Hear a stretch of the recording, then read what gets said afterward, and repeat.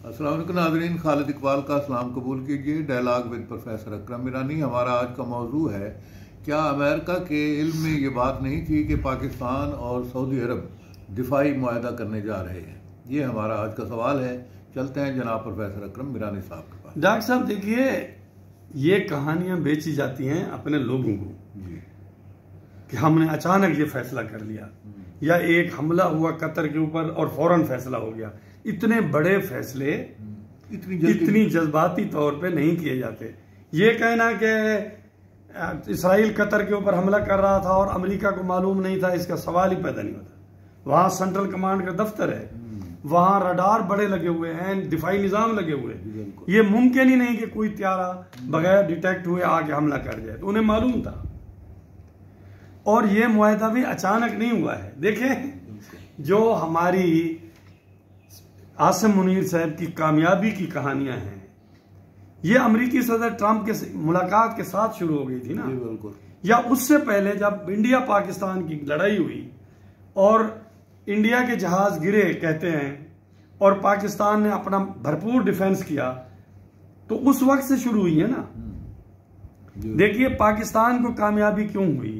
क्योंकि चाइना जो एक बड़ी पावर है, उसने ऑन स्पॉट इंफॉर्मेशन पाकिस्तान को दे रहा था। सैटेलाइट के थ्रू इंडिया के जहाजों की जो मूवमेंट है वो इनको बता रहे थे। अगर अमेरिका के सैटेलाइट भारत को बता रहे होते तो उनका जहाज ना गिरता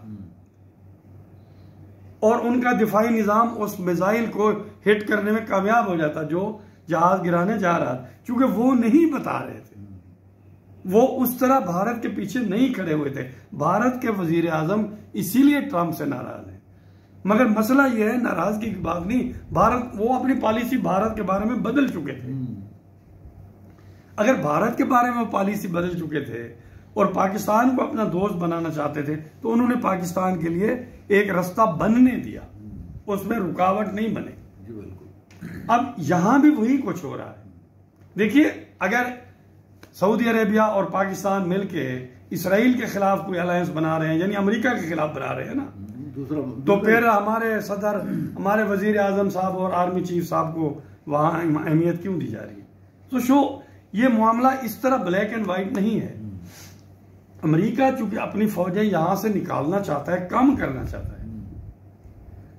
चाहता है, तो वो चाहता है कि यहां जो वैक्यूम पैदा हो, वो ममालिक जो हमारे दोस्त हैं, काबिल भरोसा हैं, या जो अरब ममालिक के दोस्त हैं, काबिल भरोसा हैं, उनको वो मकाम मिले। अब चांस ये था कि टर्की को मिले। टर्की और अरबों के दरमियान ताल्लुकात ठीक नहीं। फिर टर्की ऑलरेडी शाम के अंदर मसरूफ है, मिस्र में इतनी काबिलियत नहीं है, तो पाकिस्तान उनके लिए बेटर चॉइस है कि ठीक है भाई, ये आप अपनी सऊदी अरेबिया को सिक्योरिटी फराहम करने में उनकी मदद करें। बिल्कुल। तो ये बिल्कुल उन्हें मालूम था। और उनका जो देखिए, जो सेंट्रल कमांड के हेड थे जनरल कुरेला, वो जिनको सदर जरदारी ने मेडल पहनाया, आपने देखा होगा, वही थे जो सदर ट्रंप के साथ मीटिंग कराने में हमारे आर्मी चीफ की या फील्ड मार्शल की, वो जिन्होंने रास्ता हमार किया। तो वो क्या अपने दुश्मनों के लिए रास्ता हमार कर रहे थे क्या?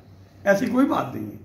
ये एक नई एक स्ट्रक्चर बन रहा है जिसमें पाकिस्तान का एक किरदार बना है जो अमेरिका को कबूल है, अरबों को भी कबूल है। अब मसला यह है कि इसमें सिर्फ एक क्वेश्चन ये होगा कि पाकिस्तान को चीन के साथ अपना एतमाद साजी का प्रोग्राम तेज करना होगा, क्योंकि कहीं चाइना को ये खबर ना हो, गलत फहमी ना हो कि पाकिस्तान तो यहां अमेरिकी फौजों को रिलीफ फराहम कर रहा है और वो फौजी यहां हमारे पास आएंगी। तो इसीलिए सदर साहब गए हुए हैं हमारे कि जनाब, हम आपके पुराने अलाइज हैं, और पुराने अलाइज हैं तो हम तो एक दूसरे के ऊपर ट्रस्टेबल फ्रेंड्स हैं।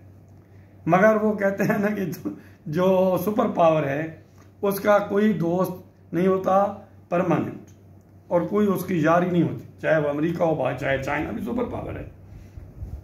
इसलिए इक्वल चांस है चाइना और इंडिया के दरमियान मामलात भी आगे बढ़ेंगे। मैं पहले भी अर्ज कर चुका हूं कि रशियन इस कोशिश में लगे हुए हैं तो पाकिस्तान को जो गेम प्लान करनी चाहिए, ऐसी करनी चाहिए कि अगर वो वहां किरदार अदा करने जा रहा है पाकिस्तान, तो इंडिया के साथ भी अपने जो मामलात हैं उनको बेहतर करे।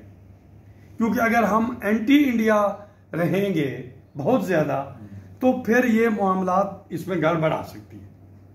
अगर पाकिस्तान, इंडिया, रशिया, चाइना ये टेम्परेचर डाउन हो जाए, तो पाकिस्तान के लिए वहां किरदार अदा करना आसान हो जाएगा।